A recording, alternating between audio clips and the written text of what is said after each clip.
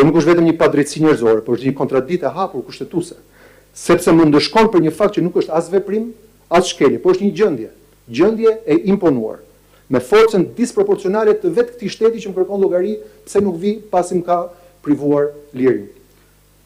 Në finale, e nderuar gjykat, nëse pranohet që një kryebashkiak i zgjedhur me votën e popullit mund të hiqet nga detyra pa vendim të formës prerë, atëherë nga nesër çdo qytet, çdo bashki dhe çdo mandat popullor mund të bjerë prej vendimeve politike të momentit. Në atë çast, zgjedhjet e humbasin kuptimin, vota e humbet peshën, sovraniteti qytetar zvendçohet nga vullneti i atyre që duan të sundojnë në emër të ligjit, por duke përmbysur vetë ligjin. Kjo nuk është demokraci. Kjo në fakt është përmbysje e demokracisë. Ky nuk është një prezumim pafajësie, por është një prezumim fajësie.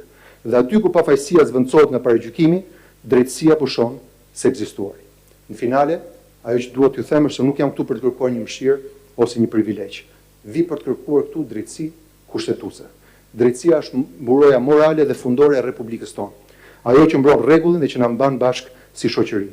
Ajo që ndan shtetin e drejtës nga shteti i frikës, ligjin nga arbitrariteti dhe Republikën nga çdo formë sundimi. Në këtë moment vendimtar, fjalët e fundit, ju nuk jeni thjesht një gjykat që po shqyrton një shkarkim të 1 nga 61 kryetarët e bashkive. Ju jeni, siç e ka përshkruar Alexander Hamilton, një nga ethrit themelues të SBA-ve, trupi ndërmjetës midis popullit dhe pushtetit. I krijuar për ta mbajtur pushtetin brenda kufive që ka caktuar kushtetuta.